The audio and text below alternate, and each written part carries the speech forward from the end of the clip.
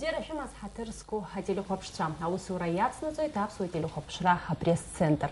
Иснаги пшиехеди и шияшу айфира чхагу бапсу телехопшра асайдаджа. Шубзе кохашвасфет хатырску с коллегой табу вам тапшаны ихяшахим яхыцыз. Ехепе пресс-конференция артуадыш сырдырырцтахуп хастудия хасас абснахнткара жлар рейзара парламента хада Валерий Еремеев Гварджия. Здравствуйте, уважаемые коллеги! Мы рады видеть вас в пресс-центре Абхазского телевидения. Хочется представить вам нашего гостя.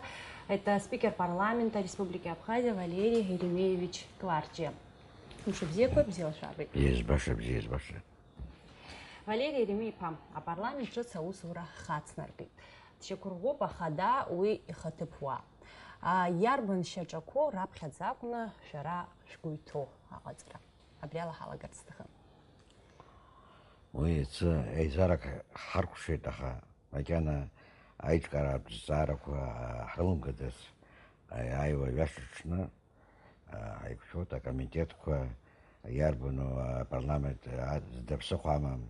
Обучек харгу от нас и хабача ерхлып шуа уса зуа депутат дарбан залаги комитет качус Европ юджере езинима азламачвала. Веган макяна айчкара зараква хабхишто. Гиреше витаку хабия хуса тосхоза срез хазус хачо закон цера процесс цот вы исшна исмзапи шпсат усуп ове хабасхе они алхраконца две бизе закон цера сад глота астаропа ича двиота него он не лайква ярабстазар чакала хунарбот Хартахома и Курпшугу Тараку Ахцоту я парламент Хакуша Хатнаха Абснея Хабыра Анакзер Нчукаурт Загандар инициатива Гамоп я Руктака Хахундкар Ято Хоус Анакзер Чуярбин Здапсухарамам Закон я хопшна а проект который Яхзар Чуча Махамзер Закон Козик Ярш Чуроп Харги Харатахома депутатки виза ажалагала проектку арцот дера япси хтопит зазванку цургода хавит хавусубзи. С коллегой цахым подырому пастара кохая саппортрыш хайхаш заразин коллега ца. Валерий Еремеев, а парламент отчетsi илазара аусура на хархарта сиха из хапшураку шбана гаралахбе эйлазара аусуранжам тазихун иртиркалейта а проект аз харазахзу обре ейпшу а проект кон се шахтурик шапсна инхо варсал тагалзаше вошру уберт пшуа проект корцара швитома закон псара шабаргва ртна Табу поинша айва Эхахазов проект из Айсхара Хаширку чеканло хозара демография фонд фонд каратбен. А фонд кое вебши матвания йду это инвалид зоан фонд до па амия скубс я чопа фонд ква. Харатахома зги мапи хоме и хахо итеге айдари хадр таашта рмчала Ечка фонда азервиза заратвицали алло аха я сейчас аби тохтуге зехцу фазу его фаз айсхара фон убри ами козига захаб шару бубра алшара алатпш хакус яхама убри анагзерзе вожи хани жуга пшни жуграра анатша ерошет тхрара аха يقو يخبيها مش يقو خزوم ويقوم شاتو بخرخاتك بيزنس شو واك بسنانت تيقو كزو شو وا بحث اي مدرب جاحترو بتخرع بحث يجي اسخرع حسر وشاتو بحد كراي بتخم وي يرفتا على صوتك ماكي ما خرجي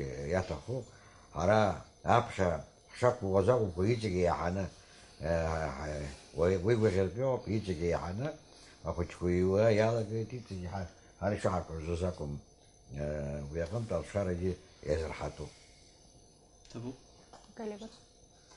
Скажите, пожалуйста, как бы вы объяснили тот факт, что среди ваших вице-спикеров избранных нет ни одного из новых депутатов и ни одного представителя оппозиции?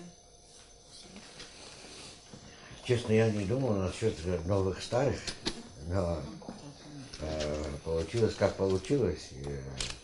Я думаю, что, конечно, что старые есть тоже неплохо, потому что молодые должны учиться у старшего поколения.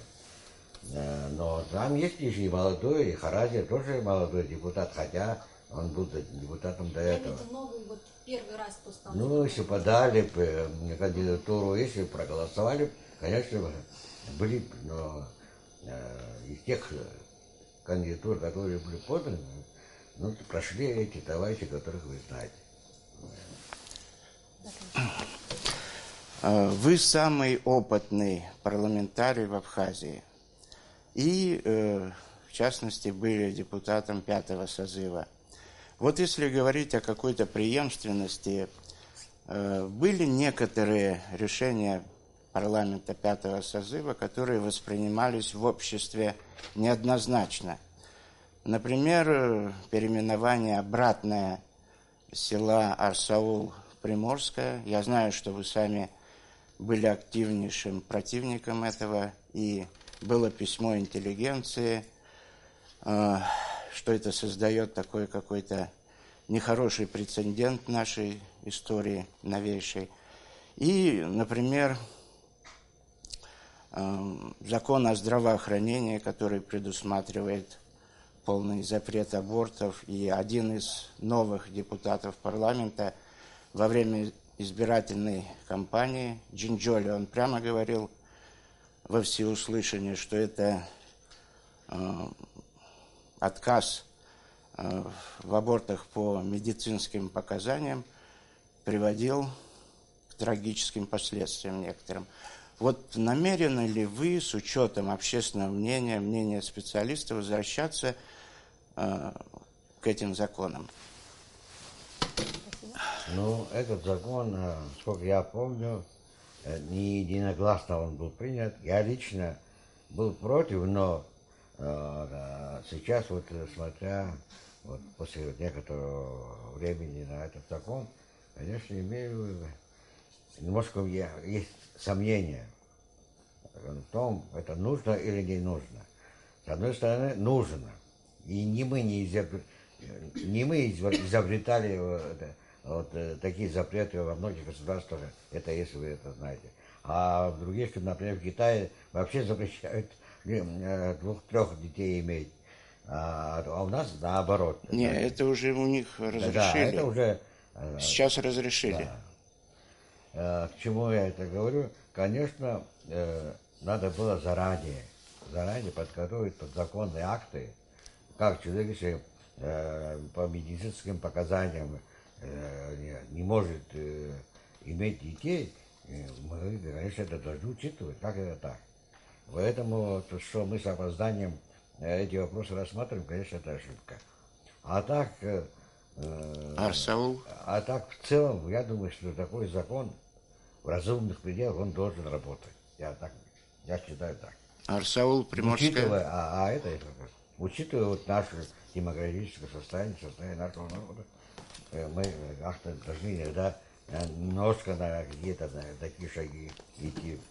А что касается переименования, конечно, у нас языковая политика, вы же знаете, наши коллеги, если там по большому счету, любой гражданин Абхазии, который претендует на какую-то высокую должность там, и так далее, он одинаково хорошо должен владеть абхазским, государственным и русским языком. Это должно быть правилом для всех нас. Вот. Но когда игнорируется, скажем, как сказать, государственный язык и дается крен в другую сторону, конечно, это ненормально. Это в общем. А что касается переименования, конечно, еще во время войны этому придается значение вообще географическим названиям. Это своего рода памятник истории. Памятник истории. Они несут интереснейшую информацию. Название может быть которому может быть 2000 лет, 3000, а может и 200 лет тому назад, тоже интересно, это тоже наша история, поэтому во всех странах названия географические охраняются. Без особой надобности не меняют. Никто этого не делает. Самое интересное, что вот когда, значит, захватчики какой-то страны все начинают, они начинают переименовывать все географические названия захваченной территории. Значит, они стараются укорениться таким образом, вот, своими именами называют города, села и так далее. И поэтому у нас этот вопрос, вы знаете, как это остро стоял уже на протяжении 30-40 лет. Вот. В конце концов, мы смогли восстановить историческую номенклатуру Абхазии, значит, такого конца XIX века. Почему я это подчеркиваю? Потому что после Махадирства резко изменилась географическая карта Абхазии. Резко. И в территориальном плане, и в плане ономастики. Поэтому Владислав, когда мы Гагру освободили, первая война еще, значит, идет и в разгаре, значит, первое постановление было принято о восстановлении исторического названия Гагрского района, что и было сделано. И вот эта работа с тех пор продолжалась до сегодняшних дней. Мы практически восстановили то, что на наш взгляд было необходимо восстановить. Вот. А сейчас какие-то интересные настроения в обществе. Кто-то старается не признавать уже вот давно узаконенное название. Кто-то произвольно хочет поменять название.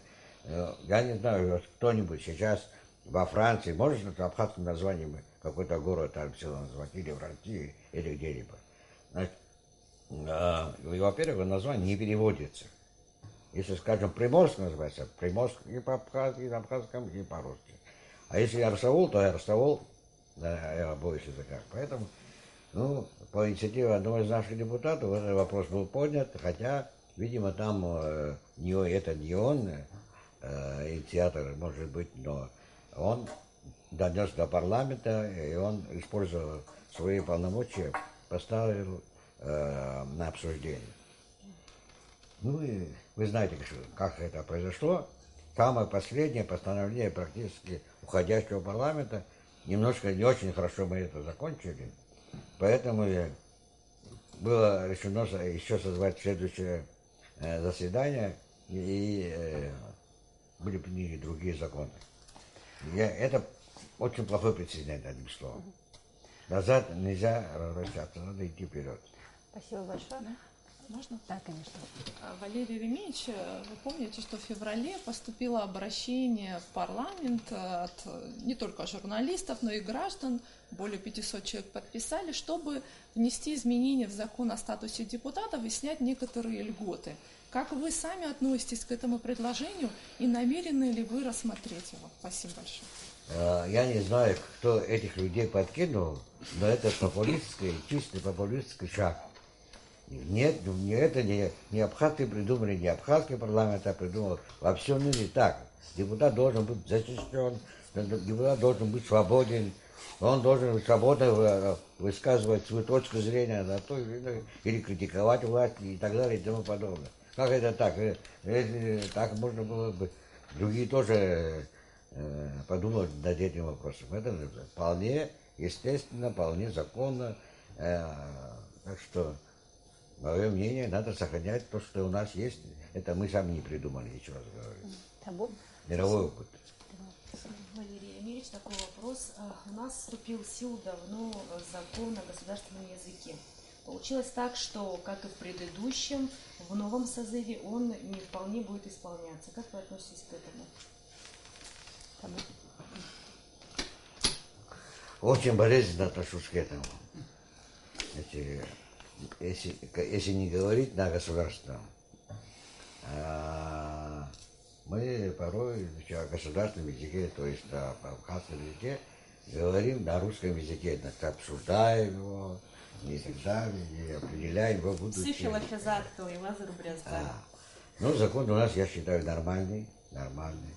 Мы, значит, с самого начала продумали, сколько нужно, скажем, чтобы та или иная статья вступила в силу.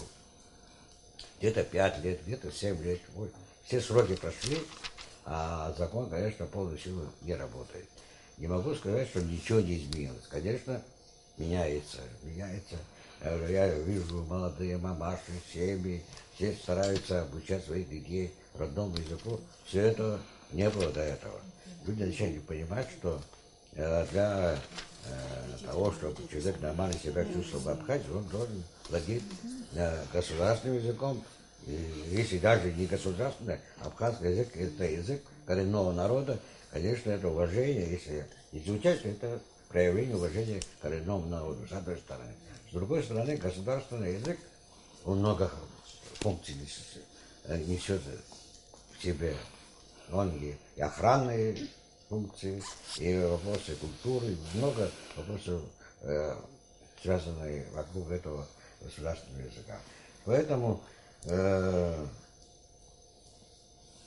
Валерий Ремейпа, абри яра азакуана кядаж мацара изымхрейш конала.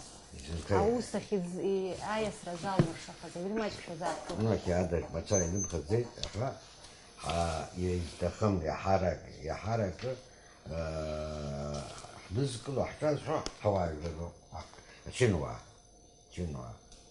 يا ستم زعل يحسوا يا شو وش يخصوا мне психо хата за науку убийство психо вынудали то гроб мать адрес то гроб я вот это за ну хотя бы амар без закон кажется год хала берут ялдзу вовремя алхарбацону сами закон и шафала кандидат депутации Курзовы он кажется федерал закон ага я дюку изумбрушер хаты объял закон добы арбазан объял закон обращ егет и убри арбазан против газа газана я объяснил цазик ага я обри рабша пяща такое я я уверен я алхар закон я احنا البيت الخر цаз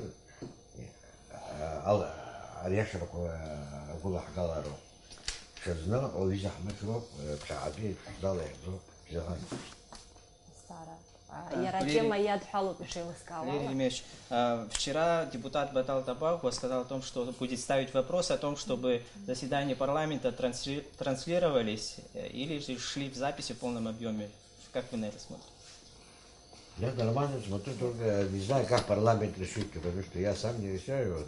Вопрос он поставить обсудит, но у нас есть такие возможности у нашего телевидения, что каждый день, каждое заседание показывает по полном объеме.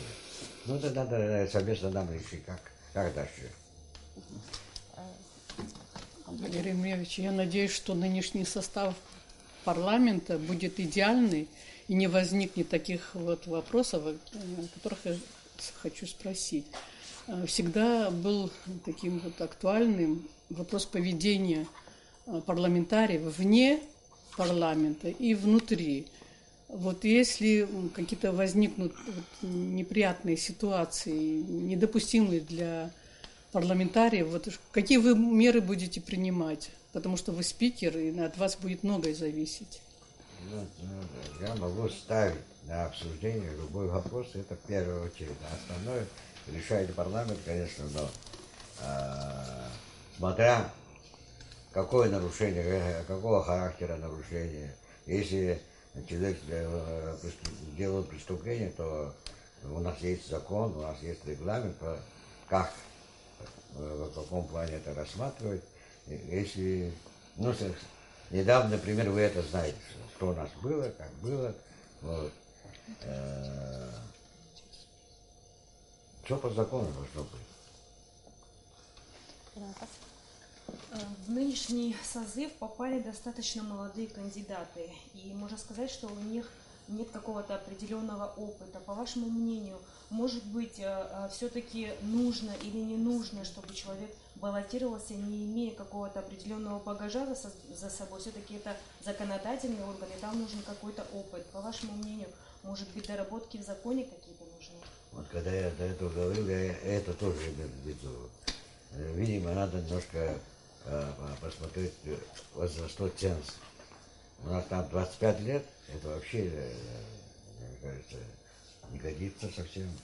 Значит, где-то не менее 30 лет или 35. Я это сейчас не могу, как парламент. Но такой вопрос будет стоять однозначно, потому что человек нигде не работал, ничего. Никакого опыта не имеет, и возраст такой, и тогда это так легко относиться к кандидатуре депутата республиканского парламента несерьезно, конечно. Да, еще такой вопрос, Валерий Ильич. Не считаете ли вы, что следует законодательно запретить сжигание мусора поблизости, где живут люди, населенные пункты? Можно поставить такой вопрос в парламенте? Это для городских служб. За этим должны следить главы администрации, местная власть и так далее. Конечно, это не годится, чтобы люди там, где живут, чтобы сжигали мусор. Я про свалки. Ни по какому это не очень подходит. Поэтому, но у нас по большому счету стоит вопрос, куда деть мусор, что с ним делать и так далее. И очень интенсивно обсуждается этот вопрос, договариваются с определенными фирмами и так далее. Я думаю, что в конце концов решится этот вопрос. И люди будут мусор сжигать там, где нужно сжигать. Валерий Ильич, у вас во вторник заседание очередное. Я так поняла, что вы будете обговаривать организационные вопросы. Какие комитеты, на ваш взгляд, наиболее актуальны, должны быть в парламенте? Увеличится ли их количество, и качество, и переименуете, не переименуете? Какие у вас... Не знаю, я точно не могу сказать, но знаю, что сохранятся все комитеты, которые были до сих пор. Сколько их? Будут меняться, конечно, председатели комитетов, да, это точно. Вот. Вы знаете, правовой комитет по правовым вопросам, по бюджету, по экономике, науке, образованию, культуре. Очень много, там 8 комитетов у нас. Все они сохранятся. И сейчас просто будут подбираться люди по профессии, кто подходит к кому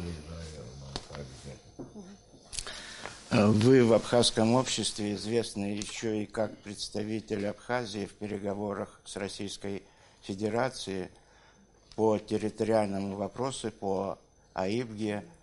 Во-первых, давно об этом ничего не слышно, о ходе этих переговоров. Во-вторых, уже задают вопрос, люди, сохраните ли вы свое уже в качестве спикера участие в работе этой комиссии или как?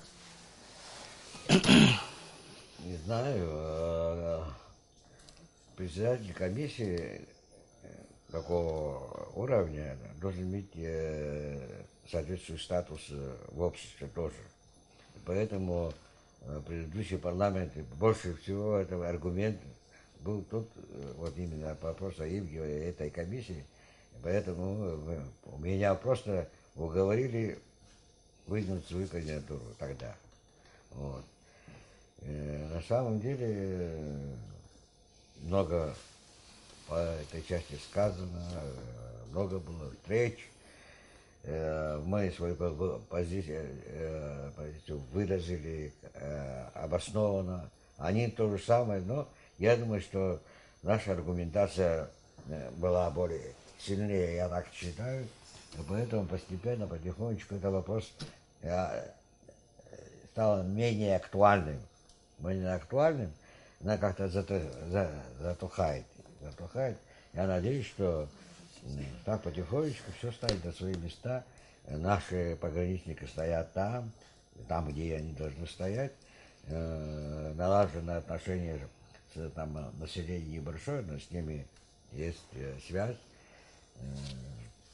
В таком состоянии, как сказать, клейком состоянии вопрос.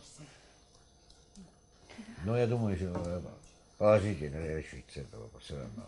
Валерий Ильич, вот на ваш взгляд, какие законы нужно в первую очередь сейчас принимать?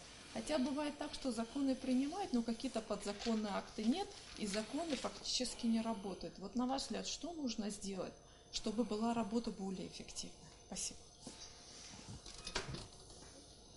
Вообще, дисциплина в государстве должна быть такая четкая, ясная. Если законы не будут выполняться, не будет государства практически. Поэтому вот наше общее состояние, оно как раз, к сожалению, немножко способствует тому, чтобы законы не выполнялись. Я думаю, что вот это противостояние, которое у нас было, этому тоже способствовало. И очень надеюсь, что вот нынешний состав парламента, там видные деятели оппозиции и с другой стороны тоже найдут общий язык, и мы все вместе, дружно будем укреплять нашу законодательную базу и обращать больше внимания на исполнение наших законов. Это очень важно, это первостепенная задача наша, я думаю. А какие законы, как вы считаете, вот сейчас, в ближайшее время? Да, нужно. Ну, я сейчас не буду называть, сколько много мы законов приняли, на самом деле активная творческая деятельность у нас идет. Но каждый в прошлом и позапрошлом выборах депутаты в основном говорили об необходимости закона об образовании. Вы помните, я думаю, я тоже помню. Вот этот закон до сих пор у нас, и даже в проекте у нас сегодня. Вот. Я считаю, что в первую очередь мы должны, соответствующий комитет, должен начать свою работу именно с этого закона. А так и много еще актуальных законов, конечно, это через практику. Спасибо. Валерий Ильич, вот буквально несколько дней назад в Гагре состоялась встреча наших ветеранов нашей войны. Поднимался такой вопрос, что сегодня не существует закона именно о ветеране, что они как-то обделены, у них очень много проблем, с которыми они сами справиться не могут. Возможно, такое, что для них будет создан какой-то отдельный комитет, на котором будут решаться именно их вопросы, о которых они будут просить через, может, депутатов, кого-то. Как вы относитесь к тому, что сегодня нет такого именно закона о ветеране нашей войны? Ну, конкретно закона о ветеране такого, правда, на самом деле нет, но я не могу сказать, что они обделили внимание. Учитывая наши возможности, в первую очередь, мы тратимся именно на ветеранов наших, на их пенсию, на содержание, на там как его, это вы знаете, специально есть, создали специально фонд инвалидов. Немало сделано. Конечно, это недостаточно, я не могу сказать, что это так, но исходя из наших возможностей, я думаю, что немало сделано, и каждый создан под пристальным вниманием держит этот вопрос, эту сторону. Ребята мне тоже звонили, говорили о том, что вот необходимо создать специальный комитет по вопросам инвалидов и так далее. Не знаю, насколько это нужно сделать. У нас есть комитет по социальному вопросам, все туда входит. Можно этим ограничиться, а можно и создать такой комитет в конце концов. Но есть другая сторона вопроса. У нас инвалидов, количество инвалидов было 2 года, 3 года тому назад, скажем, допустим, к примеру, 500, то вдруг через 2 года их становится 1500, или 200 тысяч, то 5000. Вот это довольно ненормально, в этом надо разобраться. Вот такой настрой есть у всех. Инвалид, настоящий инвалид, он должен заслуженное внимание иметь, естественно. Но который примазывается туда, это уже непорядочно и вообще недопустимо. Валерий Ильич, можно еще один вопрос? Считаете ли, вот когда принимали изменения выборного законодательства, депутаты не приняли закон о увеличении количественном и о переходе на партийную систему. Считаете ли вы нужным вот опять возвращаться к этому закону и готовы ли мы к переходу на партийную систему выборов? Как правило, этот вопрос понимает тот, который никогда не был депутатом, на себя не прочувствовал вот это, значит, нагрузку, которая имеется в парламенте. Вы представляете, сколько депутатов, вы же знаете, сколько депутатов в Российской Думе. А у нас сколько? 35 человек. Нет маленького и большого государства. Количество законов, сколько нужно для большого государства, столько нужно и для маленького. Так жизнь требует. Значит, скажем, в большом государстве там работают институты. Кроме того, что их много, да и на них все институты работают, и помощники, система помощников, там все отлажено, и оплачиваем помощники и так далее. А у нас всего этого нет. И люди хотят, чтобы 35 человек.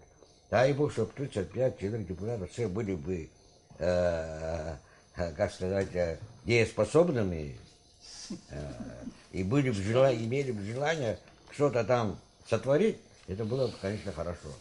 Но когда 10-15 человек ежегодно молчит, ничего не делает абсолютно, а вот костяк, вот 20-25, я не знаю, сколько человек, они за себя и за того парня работают. Как же невозможно. Поэтому в любом случае, конечно, хотя бы до 45 дней сразу так, ну, хотя бы на 10 человек больше сделать, не мешал бы, мне кажется, потому что тогда и уже количество работающих увеличилось бы, и балласта тоже. Ну, ничего. Я думаю, что в целом вопрос положительно надо решать, мне кажется. Пропорционально. А? Смешанная или пропорциональная система выборов? Как партии проявили? Да, вопрос двух концов. В общем, как решать, вопрос, конечно, будет еще раз обсуждаться и так далее. Я не знаю, мы созрели до этого, не созрели. Там есть вещи, которые немножко так вот сразу в глаза не попадаются, но есть подводные камни, ну, все надо учитывать. Смешанные, конечно, я бы согласился бы на этот ход. А так, что полностью перейти на партию, это мы до этого не доросли еще, я так думаю.